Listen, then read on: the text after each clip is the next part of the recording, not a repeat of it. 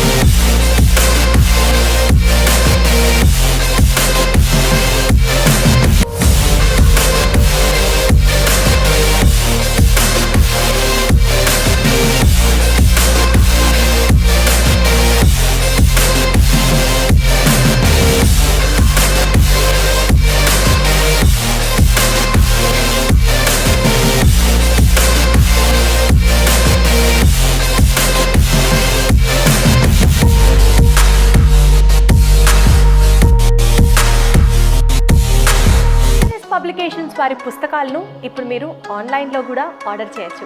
You can just log on to www.sonlinebooks.com. ఈ వెబ్సైట్లోకి మీరు లాగిన్ అయ్యి మీకు కావాల్సిన పుస్తకాన్ని ఆన్లైన్ ఆర్డర్ చేయొచ్చు అండ్ మీ డోర్ స్టెప్ దగ్గరికి డెలివరీ కూడా చేయడం జరుగుతుంది.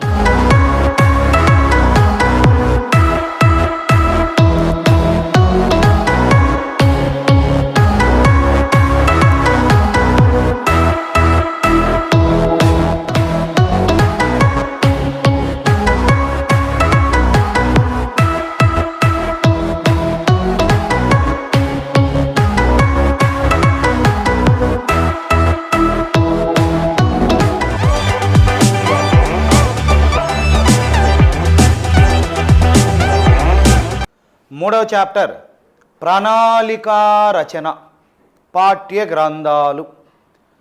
మొదటి చాప్టర్లో భాషా వివిధ భావనల్లో 150 ప్రశ్నలు వచ్చాయి. ఆ 150 ప్రశ్నలు మనం చూసాం. అలానే భాషా నైపుణ్యాలు, విద్యా ప్రమాణాలు, మినిమం లెవెల్స్ ఆఫ్ లెర్నింగ్, కనీస అభ్యసన సామర్థ్యాలు, ఇవన్నీ కలిపి 78 ప్రశ్నలు వచ్చాయి. తర్వాత ప్రణాళికా రచన, వీటిలో సుమారు 57 ప్రశ్నల వరకు వచ్చాయి. 57 నుంచి 60 ప్రశ్నల వరకు వచ్చాయి. మరి ఈ ప్రణాళికా రచన పైన కూడా మనం ప్రత్యేకమైనటువంటి దృష్టి పెట్టాలి. ఓకే, మరి మూడో చాప్టర్ ప్రణాళికా రచన. మొదటి ప్రశ్న, విద్యార్థి సర్వతోముఖాభివృద్ధికి తోడ్పడే ప్రణాళిక. ఒక విద్యార్థి సర్వతోముఖాభివృద్ధికి తోడ్పడే ప్రణాళిక, లేదా ఇంకా చెప్పాలంటే ఒక విద్యార్థి యొక్క సంపూర్ణ మూర్తిమత్వాభివృద్ధి. సంపూర్ణ మూర్తిమత్వాభివృద్ధి, సంపూర్ణ మూర్తిమత్వాభివృద్ధిని పెంపొందించేది అని ఇచ్చాడు, ఏపీలో ఇచ్చాడు. సంపూర్ణ మూర్తిమత్వాభివృద్ధి అంటే టోటల్ పర్సనాలిటీ అని. అంటే పాఠశాల లోపల, పాఠశాల వెలుపల కార్యక్రమాల ద్వారా ఒక విద్యార్థి సంపూర్ణ మూర్తిమత్వ అభివృద్ధిని పొందుతాడు. అంటే ఒక విద్యార్థి సర్వతోముఖ అభివృద్ధి అంటే పాఠ్య విషయాలతో పాటు సహపాఠ్య విషయాలు, అంటే పాఠశాల లోపల, పాఠశాల వెలుపల పొందే అనుభవాల మొత్తమే ఈ యొక్క విద్యా ప్రణాళిక అనేటువంటిది. కాబట్టి ఇక్కడ విద్యార్థి సర్వతోముఖ అభివృద్ధి తోడ్పడే ప్రణాళిక అంటే విద్యా ప్రణాళిక. నెక్స్ట్ విషయ ప్రణాళిక అంటే సిలబస్. విషయ ప్రణాళిక అనేది సిలబస్, ఓన్లీ సిలబస్ ఉంటుంది. పాఠ్య ప్రణాళిక అంటే యూనిట్ ప్లాన్, ఒక పాఠాన్ని బోధించడానికి. సమగ్ర ప్రణాళిక అంటే అది వేరు, అది కూడా దీంట్లో భాగంగా పాఠ్య ప్రణాళిక ఉన్నటువంటి పేర్లుగా మనం చెప్పుకోవచ్చు. యూనిట్ పథకము, సమగ్ర పథకము ఇలా అంటాం. ఓకే, కాబట్టి విద్యా ప్రణాళిక అనేది ఒక విద్యార్థి యొక్క సంపూర్ణ మూర్తిమత్వ అభివృద్ధి చేస్తుందండి.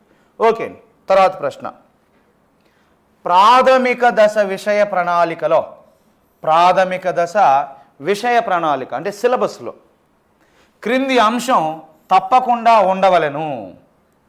చూడండి, ప్రాథమిక దశ విషయ ప్రణాళికలో క్రింది అంశం తప్పకుండా ఉండవలను అని ఇచ్చాడు. వ్యాకరణాంశాలు, గేయాలు, సాహిత్యము, నాటకాలు.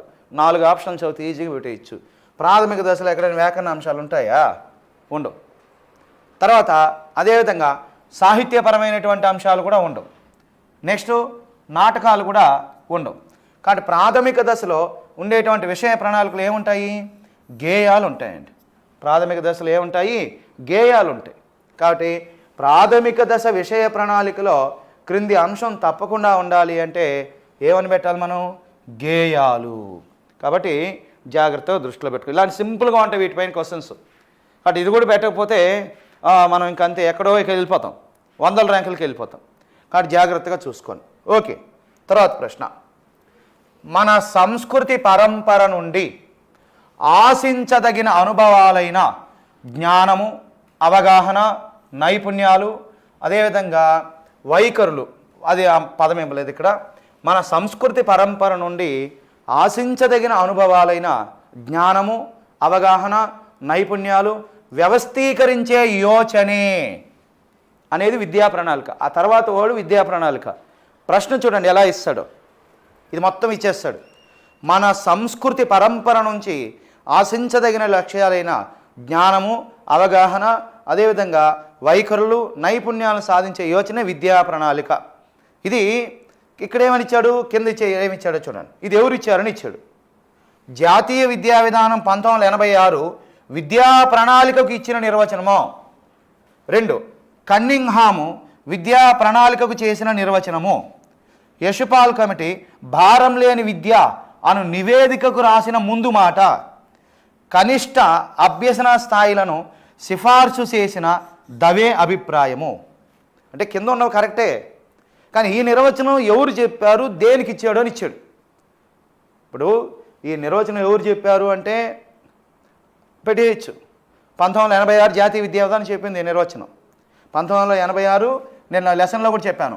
జాతీయము, జ్ఞానము ఇవి వస్తాయి స్టార్టింగ్లో జ్ఞానము, అవగాహన, నైపుణ్యము, వైఖరులను వస్తే జాతీయ విద్యా విధానం పెట్టేయమన్నాను. కానీ ప్రశ్న అలా అడగలేదు. చూడండి ఏమనిచ్చాడు? మన సంస్కృతి పరంపర నుండి ఆశించదగిన అనుభవాలైన జ్ఞానము, అవగాహన, నైపుణ్యాలను వ్యవస్థీకరించే యోచన అనునది అనిచ్చి ఎవరు దేనికి ఇచ్చారని ఇచ్చాడు.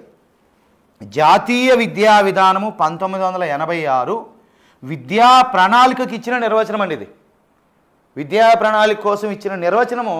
ఇది దానికి సంబంధించినటువంటిది.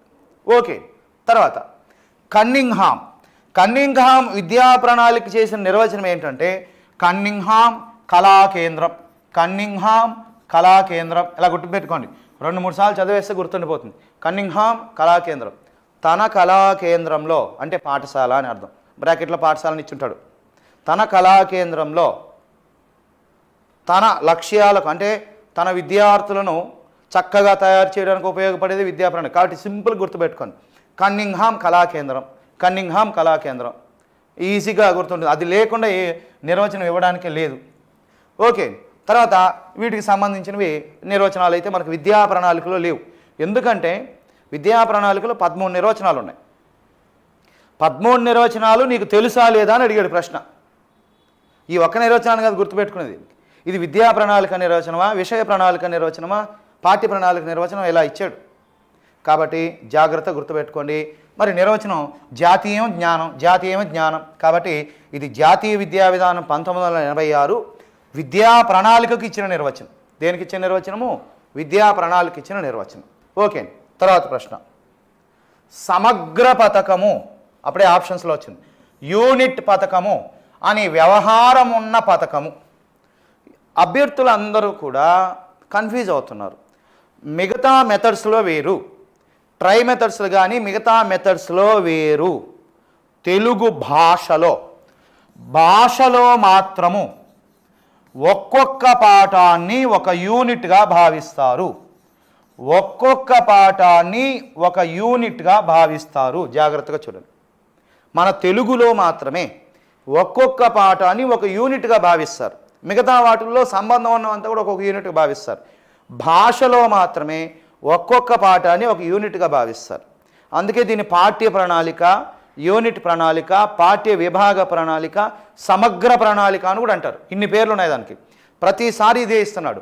ఈ మధ్య జరిగినటువంటి ఏపీడిఎస్సిలో 2 సార్లు ఇచ్చాడు. ఏమని ఇచ్చాడంటే భాషలో ఒక్కొక్క పాఠాన్ని ఏ విధంగా భావిస్తారని ఇచ్చాడు. ఒక్కొక్క పాఠాన్ని ఏ విధంగా భావిస్తారు? యూనిట్గా భావిస్తారు. కాబట్టి జాగ్రత్తగా చూసుకోవాలి తెలుగులో మాత్రం. ఇంకోటి ఏదో ఇచ్చాడు చూడండి, ఏమి ఇచ్చాడు చూడండి. ఏకలక్షణ సంపన్నత గల, ఇలా ఇచ్చాడండి, ఏకలక్షణ సంపన్నత గల ప్రణాళిక ఏంటి అని ఇచ్చాడు. సింగిల్ యూనిట్, ఏకలక్షణం అంటే ఇక్కడ సింగిల్ యూనిట్ అంటే ప్రతి పాఠాన్ని ఒక యూనిట్గా భావించే ప్రణాళిక ఏంటంటే సమగ్ర పథకము. సమగ్ర పథకం, దీనికి ఇంకొక పేరేంటి? యూనిట్ పథకము. దీనికే మరొక పేరు పాఠ్య విభాగ పథకము. దీనికి ఏం పేరండి? పాఠ్య విభాగ పథకము. కాబట్టి జాగ్రత్తగా చూసుకోవాలి. పీరియడ్ పథకం వేరండి, పీరియడ్ పథకం కాదు, అది వేరు, ఒక పీరియడ్లో వ్యవహరించేది. ఇక్కడ చూడండి, సమగ్ర పథకము, యూనిట్ పథకం అనే వ్యవహారం ఉన్నటువంటి పథకం ఏంటంటే పాఠ్య విభాగ పథకము. పీరియడ్ పథకం కాదు, పాఠ్య పథకం కాదు, సహపాఠ్య పథకం కూడా కాదండి. కాబట్టి దీనికి ఆన్సర్ ఏంటి? పాఠ్య విభాగ పథకము. ఓకే, తర్వాత ప్రశ్న చూడండి. ఈసారి అన్నీ ఇచ్చేశాడు. 4 ప్రశ్నలు విడివిడిగా ఇవ్వాల్సింది ఒక్క ప్రశ్నగానే ఇచ్చేశాడు. 4 ప్రశ్నలు విడివిడిగా ఇవ్వాల్సింది ఏం చేశాడు? ఒక ప్రశ్నగానే ఇచ్చాడు. మరి దీనికి ఎంత సమయం తీసుకుంటుందో చూడండి. అంటే నీకు ప్రణాళికల పైన అన్నీ కలిపిచ్చేసాడు. ఓకే, చూడండి 5వ ప్రశ్న. కింది మొదటి వరుసలోని అంశాలతో సంబంధం గల 2వ వరుసలోని అంశాలను గుర్తించండి. చూడండి, క్రింది మొదటి వరుసలోని అంశాలతో సంబంధం గల 2వ వరుసలోని అంశాలను గుర్తించండి అని ఇచ్చాడు. మరి ఇక్కడ ఇటువైపు మొదటి వరుస అని ఇచ్చి వార్షిక ప్రణాళిక, ఆ వార్షిక ప్రణాళిక, ఆ పాఠ్య ప్రణాళిక, ఈ పీరియడ్ ప్రణాళిక, ఈ సంస్థాగత ప్రణాళిక.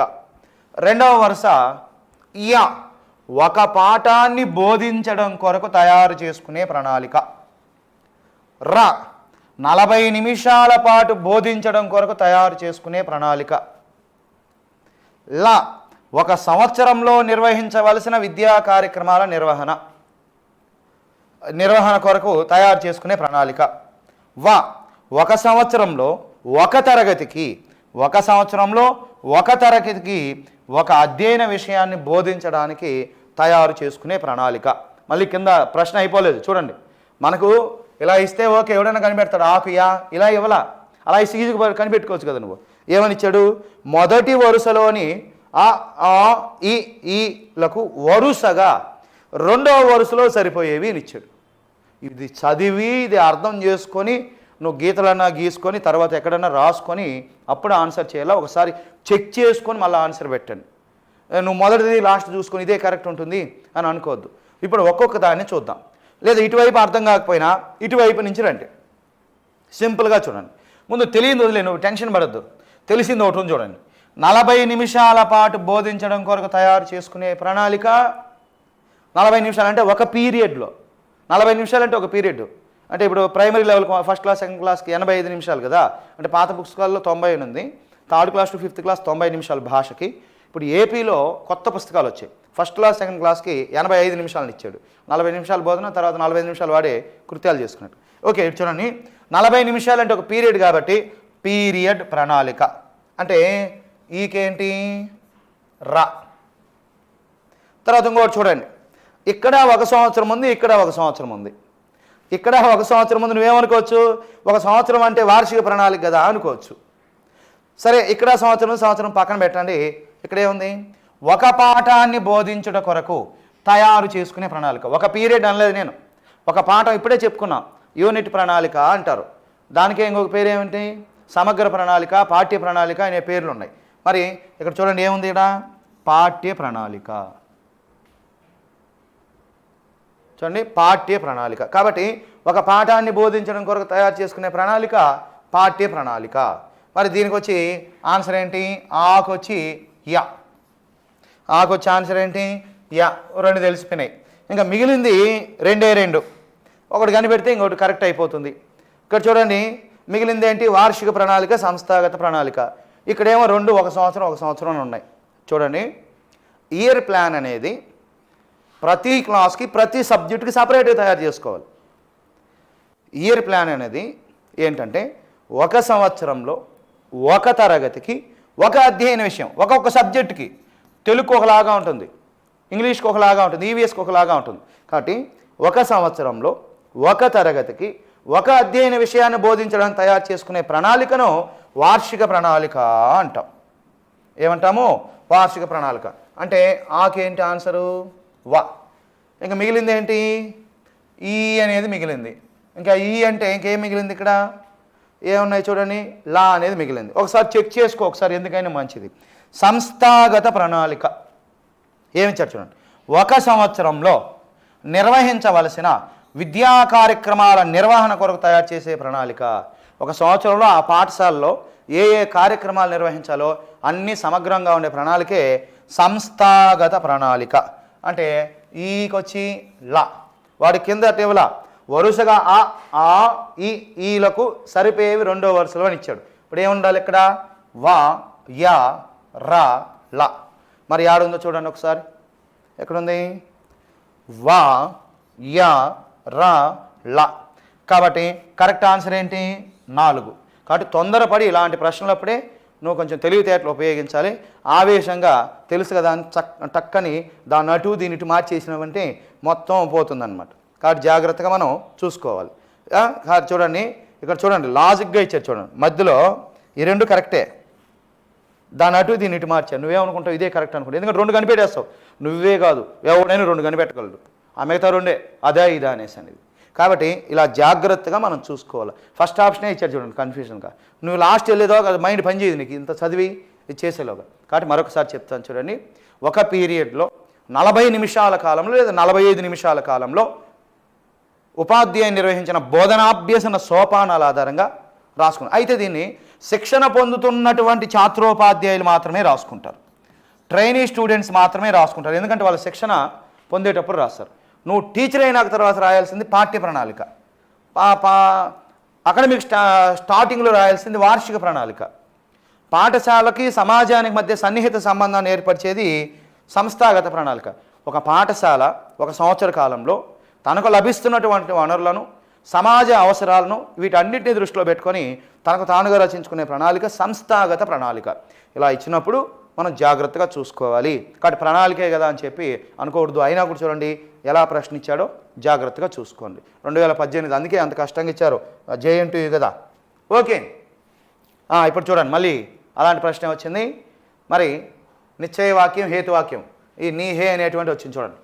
క్రింది నిశ్చయవాక్యము బ్రాకెట్లో ని, హేతువాక్యము అంటే కారణం యొక్క తప్పొప్పులను గుర్తించండి. క్రింది నిశ్చయవాక్యము, హేతువాక్యం యొక్క తప్పొప్పులను గుర్తించండి అని ఇచ్చాడు. మరి ఇప్పుడు బ్రాకెట్లో దిగువ ఉన్న సమాధానాలలో సరైన సమాధానాన్ని గుర్తించండి ఇచ్చాడు. ఇక్కడ ఉన్న సమాధానాల్లో సరైన దాన్ని గుర్తించమన్నాడు. ఇక్కడ చూడండి, నిశ్చయవాక్యము నీ అని ఇచ్చాడు. నిశ్చయవాక్యము నీ అని ఇచ్చాడు. ఏమని ఇచ్చాడు చూడండి.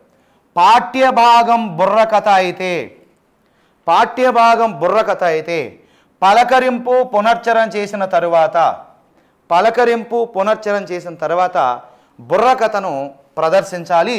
ఆ పైన పాఠ్యాంశాల చర్చన వివరణ నిర్వహించాలని ఇచ్చాడు. ఇది ఏ పుస్తకంలో ఉంటుందంటే DL.Ed 2018 పుస్తకంలో ఉంటుంది.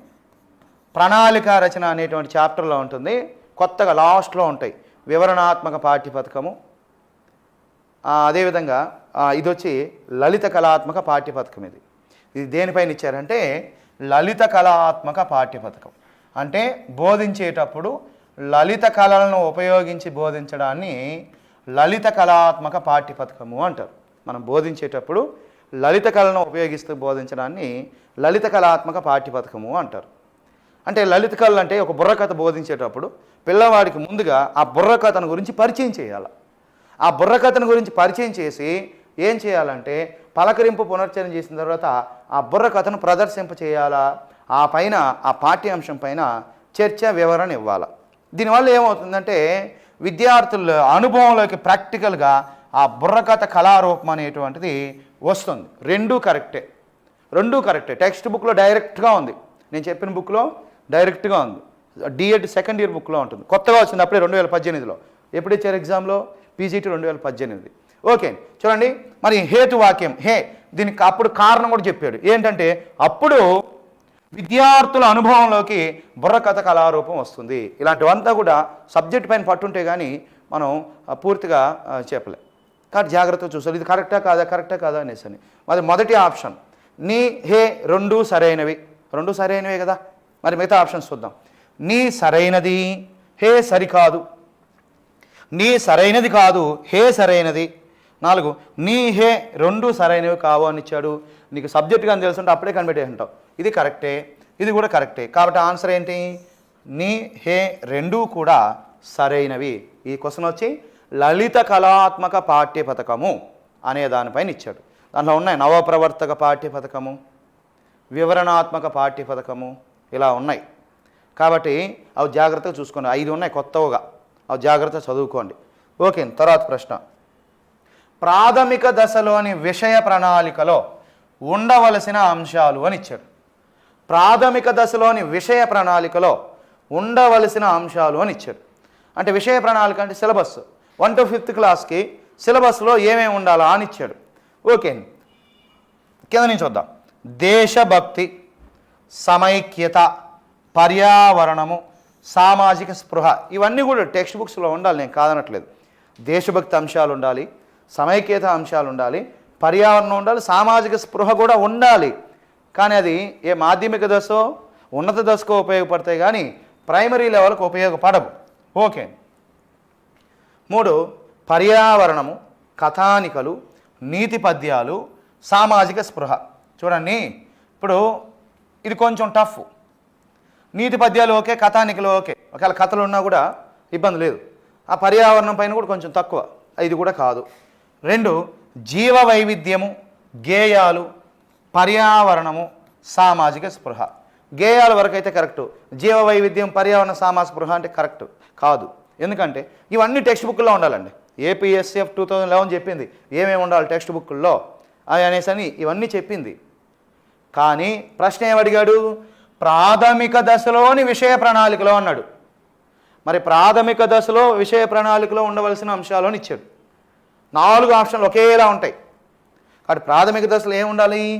గేయాలు ఉండాలి, కథలు ఉండాలి, నీతి పద్యాలు ఉండాలి, చిత్ర కథనాలు ఉండాలి. ఇవి ఉండవలసినటువంటివి. మొత్తం ఉండాలండి, నేను కాదనట్లేదు. అందరికీ అన్ని ఇవన్నీ కూడా పాఠ్య పుస్తకాలలో ఉండవలసినవే. కానీ ఇవి ఉన్నత దశ, మాధ్యమిక దశకు ఉపయోగపడేవి. కానీ ప్రశ్న ఏమడిగాడు? ప్రాథమిక దశలో అని అడిగాడు.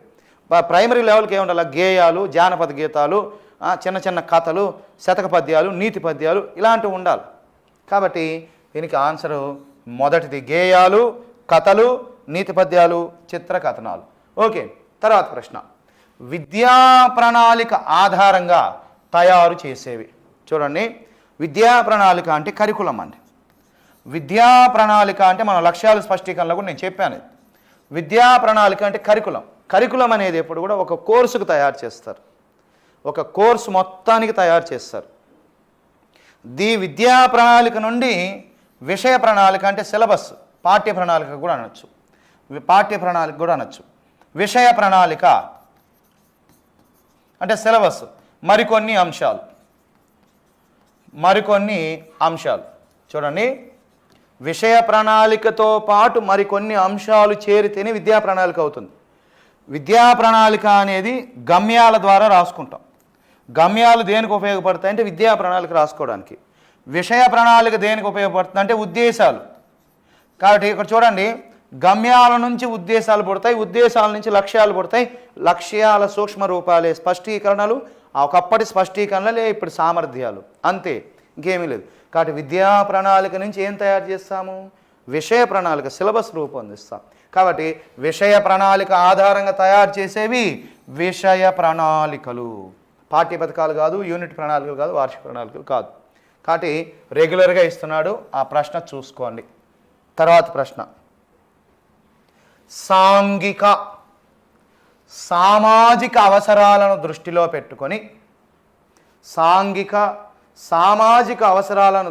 పెట్టుకొని సంస్కృతి సాంప్రదాయాలను, నైతిక విలువలను, సంస్కృతి సాంప్రదాయాలను నైతిక విలువలను విద్యార్థుల్లో పెంపొందించే విధంగా రూపొందించేది. చూడండి, సాంఘిక సామాజిక అవసరాలను దృష్టిలో పెట్టుకొని సంస్కృతి సాంప్రదాయాలను నైతిక విలువలను విద్యార్థుల్లో పెంపొందించే విధంగా రూపొందేది. అంటే ఇక్కడ ఏంటంటే పంచవర్ష ప్రణాళిక కాదు. తర్వాత వార్షిక ప్రణాళిక అనేది ఒక తరగతికి ఒక అధ్యయన విషయానికి ఒక సంవత్సర కాలంలో నెలల వారీగా పాఠాలను విభజించడాన్ని, నెలల వారీగా లేదా మాసాల వారీగా విభజిస్తే దాన్ని వార్షిక ప్రణాళిక అంటారు. పాఠ్య విభాగ ప్రణాళిక అంటే ఒక పాఠం రాయడానికి, అంటే యూనిట్ ప్లాన్ సమగ్ర పథకం యూనిట్ పథకం అన్నాం కదా, ఇది పాఠ్య విభాగ ప్రణాళిక. మరి ఇక్కడ చూడండి, సాంఘిక అవసరాలు సామాజిక అవసరాలు అన్నాడు. ఒక సమాజ అవసరాల దృష్టిలో పెట్టుకొని కరికులం ఫ్రేమ్ చేస్తాం. కాబట్టి దీనికి ఆన్సర్ ఏంటి? విద్యా ప్రణాళిక. జాగ్రత్తగా మనం చూసుకోవాలి. ఓకే, తర్వాత ప్రశ్న. పాఠశాలలో విద్యార్థులకు కల్పించిన వ్యాసంగాలన్నీ కలిపితే అదే విద్యా ప్రణాళిక అని నిర్వచించినది. నిర్వచనం పైన ప్రతిసారి ప్రశ్నిస్తున్నారు. విద్యా ప్రణాళిక నిర్వచనం పైన క్వశ్చన్ పేపర్లు క్వశ్చన్ లేకుండా ఉండడం లేదు. అది కూడా పేర్లు అడగట్లేదు, ఆ కాన్సెప్ట్ పైన అడుగుతున్నారు. మొన్న ఏపీలో స్కూల్ అసిస్టెంట్ వాళ్ళకి ఏమి ఇచ్చారో తెలుసా? పాఠశాలలో విద్యార్థులకు కల్పించిన వ్యాసంగాలన్నీ కలిపితే విషయ ప్రణాళిక, పాఠ్య ప్రణాళిక, పీరియడ్ ప్రణాళిక, విద్యా ప్రణాళిక అని ఇచ్చాడు.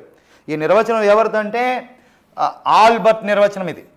ఆల్బర్ట్ చూడండి, వ్యాసంగాలన్నీ, అన్నీ అంటే ఆల్, అన్నీ అంటే ఏమి? ఆల్. ఇది గుర్తుపెట్టుకో. వ్యాసంగాలన్నీ అని కనిపిస్తే ఆల్బర్ట్, అన్నీ అని కనిపిస్తే ఏమని పెట్టేయాలి? ఆల్బర్ట్. కానీ ఇలా ఇస్తే ఓకే, కానీ ఇక్కడ వరకు ఇచ్చేసి అదే అనిచి నంబర్ 1 వార్షిక ప్రణాళిక, నంబర్ 2 సమగ్ర ప్రణాళిక, నంబర్ 3 విద్యా ప్రణాళిక, నంబర్ 4 పీరియడ్ ప్రణాళిక ఆల్రెడీ ఇచ్చాడు. ఇలా ఇచ్చినప్పుడు ఈ నిర్వచనం దేనికి సంబంధించింది? విద్యా ప్రణాళికకి సంబంధించింది. కాబట్టి జాగ్రత్తగా మనం గుర్తుపెట్టుకోవాలి. కాబట్టి వ్యాసంగాలన్నీ అని కనిపిస్తే మనం ఏమని పెట్టాలి? ఆల్బర్ట్. మరి మిగతా నిర్వచనాలు చూద్దాం. ఆల్రెడీ చెప్పేశాను. వీళ్ళందరూ కూడా, ఇక్కడ ఉన్న వాళ్ళందరూ కూడా విద్యా ప్రణాళిక నిర్వచనం ఇచ్చిన వాళ్ళే. కన్నింగ్హామ్ కళాకేంద్రం. మరి చూడండి, జాతీయ జ్ఞానం, మన సంస్కృతి పరంపర నుంచి ఆశించదగిన లక్ష్యాలైన జ్ఞానము, అవగాహన, నైపుణ్యము, వైఖరులను సాధించే యోచనే ఈ యొక్క విద్యా ప్రణాళిక అన్నాడు. ఆల్రెడీ ఇచ్చారు దీన్ని. వెరీ వెరీ ఇంపార్టెంట్ నిర్వచనం. తర్వాత వించు విద్యా లక్ష్యాలు 2-3 సార్లు చదవని గుర్తుండిపోతుంది. వించు విద్యా లక్ష్యాలు, విన్ను విద్యా లక్ష్యం. కాబట్టి విద్యా లక్ష్యాలను సాధించడానికి తయారు చేసుకునే ప్రణాళికే విద్యా ప్రణాళిక. విద్యా లక్ష్యాలను సాధించడానికి తయారు చేసుకునే ప్రణాళికే విద్యా ప్రణాళిక. తర్వాత మరికొన్ని నిర్వచనాలు ఉన్నాయి. సిచ్యువేషన్ వచ్చింది కాబట్టి ఇక్కడ చెప్పేస్తాను, సింపుల్గా చూడండి. ఫిలిప్స్ టేలర్, ఇది ఓల్డ్ బుక్లో ఉంటుంది. ఓల్డ్ బుక్ నుంచే ఎక్కువ ఇస్తున్నాడు, 2002 బుక్ నుంచే ఎక్కువ ఇస్తున్నాడు. ఫిలిప్స్ టేలర్, ఫిలిప్స్ కంపెనీని గుర్తుపెట్టుకోండి. ఫిలిప్స్ కంపెనీ ఒకప్పుడు రేడియో స్టాండర్డ్ అండి, ఇప్పుడు దొరకవు. టేప్ రికార్డర్ ఉంటుంది, దాంట్లో రేడియో కూడా ఉంటుంది, రికార్డు కూడా చేసుకోవచ్చు. దానిపైన 2-in-1 ఉంటుంది. మీరు 3-in-1 అని గుర్తుపెట్టుకోండి. ఫిలిప్స్ టేలరు 3-in-1 అని గుర్తుపెట్టుకోండి. Philips company radio, tape recorder 3-in-1 అని గుర్తుపెట్టుకోండి. ఆ 3-in-1 అంటే ఈ 3 పదాలు కనిపిస్తే ఫిలిప్స్ టేలర్ పెట్టేసాను. అదేంటంటే అంశము, బోధనా పద్ధతులు, ఉద్దేశాలు, ఈ 3 రంగాలతో కూడినదై పరస్పర ప్రభావం కలిగినది విద్యా ప్రణాళిక. ఈ 3 పదాలు కనిపించాలి. అంశము, బోధనా పద్ధతులు, ఉద్దేశాలు, ఈ 3 రంగాలతో కూడినదై పరస్పర ప్రభావం కలిగినది విద్యా ప్రణాళిక, ఫిలిప్స్ టేలర్. తర్వాత విద్యార్థి సర్వతోముఖాభివృద్ధికి తోడ్పడేదే విద్యా ప్రణాళిక, అది కామన్ నిర్వచనం. నెక్స్ట్ 1952-53 సెకండరీ విద్యా కమిషన్. సెకండరీ విద్యా కమిషన్ లేదా యొక్క దీన్ని ఏమంటారు? సెకండరీ విద్యా కమిషన్కి మరొక పేరేంటి? మొదలియార్ కమిషన్. ఏంటండి? డాక్టర్ లక్ష్మణస్వామి మొదలియార్. మరి సెకండరీ విద్యా కమిషన్ ఏం చెప్పిందంటే, ఒక విద్యార్థికి సంబంధించిన మొత్తం పాఠశాల జీవితాన్ని, ఒక విద్యార్థికి సంబంధించిన మొత్తం పాఠశాల జీవితాన్ని విద్యా ప్రణాళికగా భావించవచ్చు. మరి మీరు మళ్ళీ ఇక్కడే రివిజన్ అయిపోతుంది నీకు సబ్జెక్టు రివిజన్ అయిపోతుంది. ఇలా ప్రతి 4 ఆప్షన్స్ తెలుసుకున్నావంటే మళ్ళీ ఆ పాట వేడుంది వెతికి నువ్వు ఆ వీడియో వెతుక్కునే లోపు విసుగొచ్చేస్తుంది. కాబట్టి ఇలా క్వశ్చన్స్తో పాటు నేర్చుకుంటే నీకు సబ్జెక్ట్ కూడా రివిజన్ అయిపోతుంది. ఇక్కడ చూడండి, ఫిలిప్స్ కంపెనీ ఏంటి? 3 in 1. ఆ 3 ఏంటి? అంశము, బోధనా పద్ధతులు, ఉద్దేశాలు. తర్వాత నెక్స్ట్ 1952-53 జాతీయ ఇదేం చెప్పింది? సెకండరీ విద్యా కమిషను ఒక విద్యార్థికి సంబంధించిన మొత్తం పాఠశాల జీవితాన్ని ఆ యొక్క విద్యా ప్రణాళికగా భావించాలని చెప్పింది. ఓకే. తర్వాత next crow and crow. Crow and crow అని ఉంటుంది. చూడండి, సింపుల్గా గుర్తుపెట్టుకోవాలి. ఇక్కడ 2 ఉన్నాయి ప్రాబ్లమ్స్. ఎందుకంటే ఇలాంటి నిర్వచనమే మహాత్మా గాంధీది ఉంది. ఇక్కడ మహాత్మా గాంధీది రెగ్యులర్గా అడుగుతున్నారు. క్రో అండ్ క్రోతో పాటు మహాత్మా గాంధీ విద్యా ప్రణాళిక దగ్గర ఇచ్చినటువంటి మహాత్మా గాంధీ నిర్వచనాలు ఎక్కువ ఇస్తూ ఉంటారు. ఈ రెండిటికి కొంచెం దగ్గర సంబంధం ఉంది. ఇదేంటంటే క్రో అండ్ క్రో ఏం చెప్పారంటే, పాఠశాల లోపల లేదా పాఠశాల వెలుపల విద్యార్థుల శారీరక, మానసిక, భావాత్మక, ఆధ్యాత్మిక,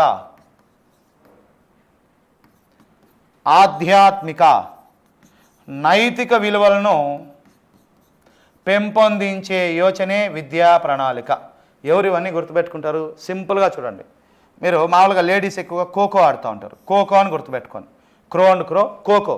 ఖోఖో ఆడడం వల్ల వాళ్ళకి ఏం పెరుగుతుంది? ఎందుకు ఆడిపిస్తారంటే, వాళ్ళు శారీరకంగా ఫిట్నెస్ ఉండడానికి, మానసికంగా బలంగా ఉండడానికి, ఒకరి భావాలు ఆ లేడీస్లో ఫ్రెండ్స్ అవ్వడానికి, అదేవిధంగా ఆధ్యాత్మికంగా, నైతికంగా ఇలా. కానీ ఖోఖో ఆడడం వల్ల ఏమేమి వస్తాయి?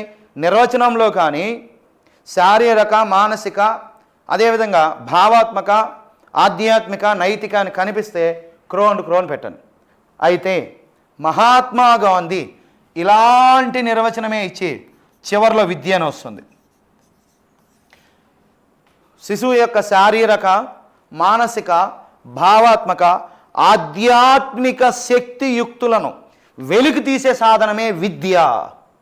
వెలికి తీసే సాధనమే విద్య. మా మాతృభాష నిర్వచనాలు చెప్పాను. మాతృభాష నిర్వచనంలో మహాత్మా గాంధీకి సౌందర్యం అంటే ఇష్టం. శిశువు తన సౌందర్య దృష్టిని వ్యక్తపరచడానికి భాష. ఇక్కడ విద్య అంటే ఇష్టం. కాబట్టి ఇది విద్యా ప్రణాళికకి ఇచ్చిన నిర్వచనం. నెక్స్ట్ కొన్ని ఉన్నాయి చూడండి. బ్యూచాంపి.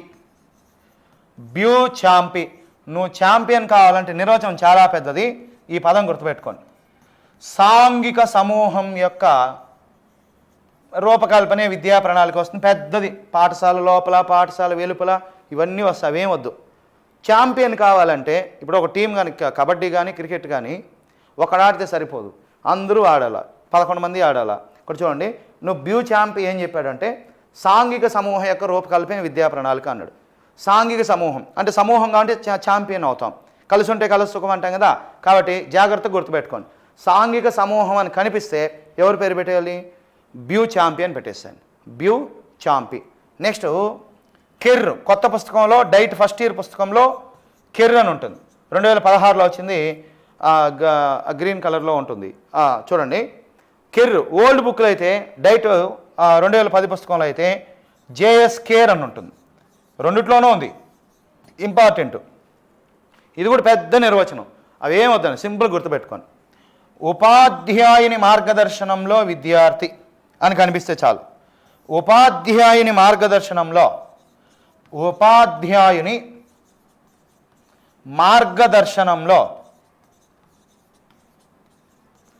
విద్యార్థి అని కనిపిస్తే చాలండి.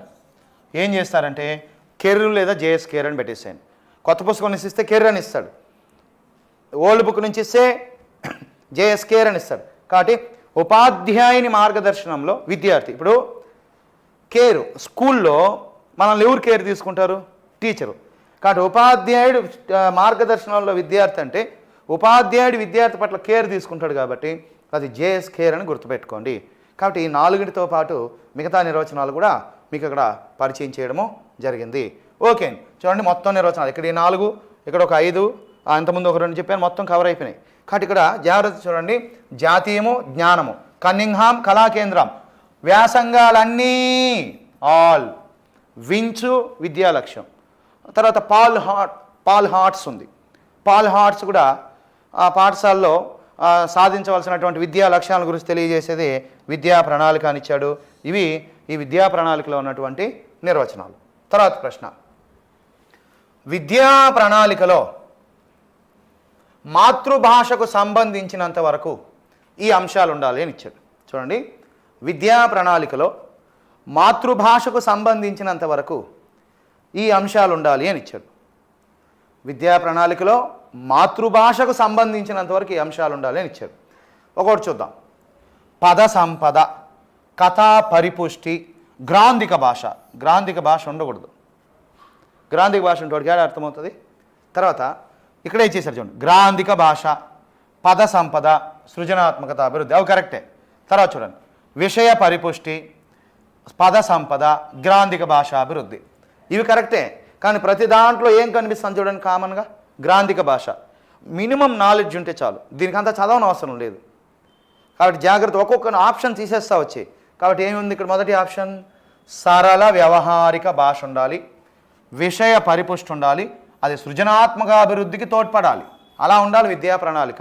భాషలో విద్యా ప్రణాళిక అనేది సరళంగా భాష ఉండాలా, విషయ పరిపుష్టిని పెంపొందించాలా, సృజనాత్మకత అభివృద్ధిని డెవలప్ చేయాలా.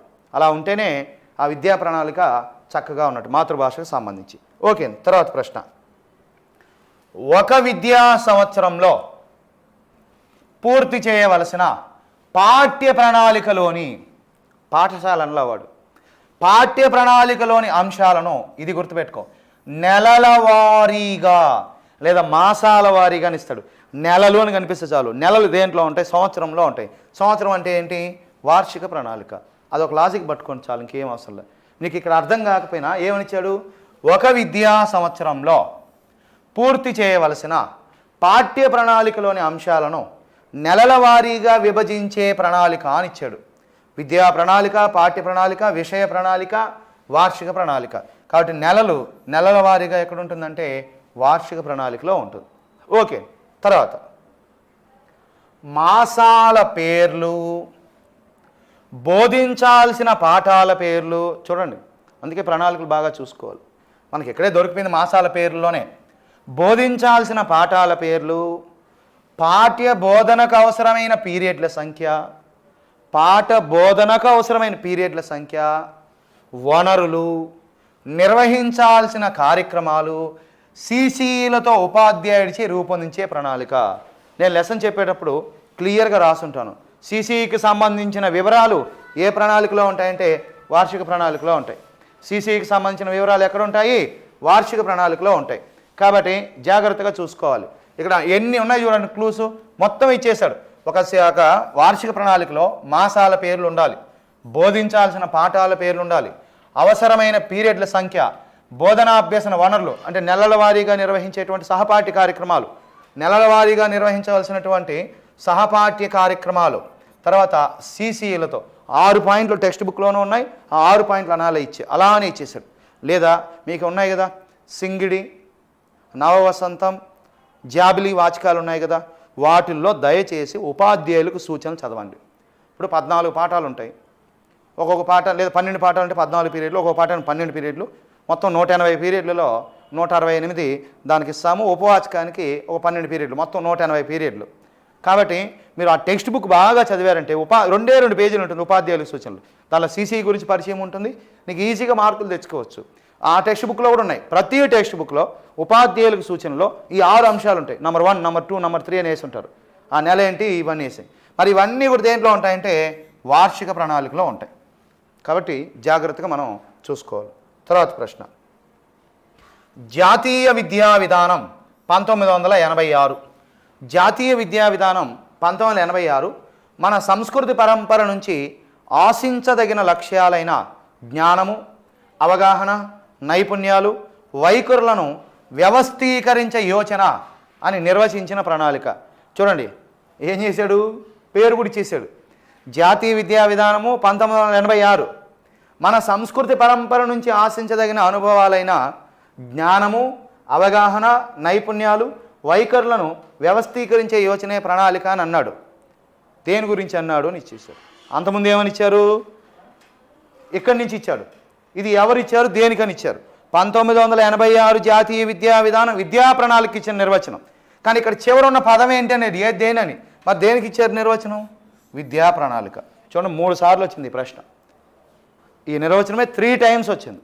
అంత ఇంపార్టెంట్ ఇది. ఈ యొక్క విద్యా ప్రణాళికలలో వచ్చినటువంటి, అంటే ఈ చాప్టర్లో ఇంకా ఉన్నాయి, తర్వాత చెప్పుకుందాం. మరి ఈ ప్రణాళికలో ఈ 14 ప్రశ్నలు కూడా రావడం జరిగింది. వాటి అన్నింటిని కూడా ఒక దగ్గరకు తీసుకొచ్చి మీ ముందు ఉంచడం జరిగింది. దీంతో ప్రణాళిక రచన పాఠ్య గ్రంథాల్లో కేవలం ప్రణాళిక అనేది మాత్రమే కంప్లీట్ అయ్యింది.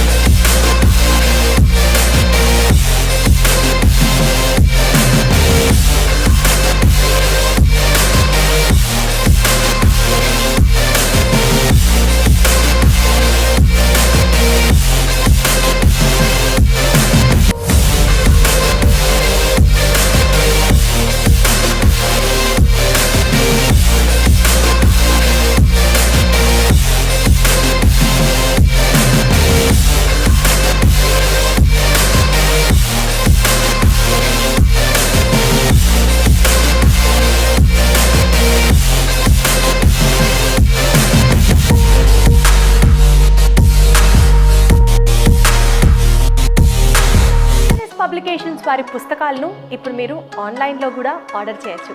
You can just log on to www.sonlinebooks.com. ఈ వెబ్సైట్లోకి మీరు లాగిన్ అయ్యి మీకు కావాల్సిన పుస్తకాన్ని ఆన్లైన్ ఆర్డర్ చేయొచ్చు. అండ్ మీ డోర్ స్టెప్ దగ్గరికి డెలివరీ కూడా చేయడం జరుగుతుంది.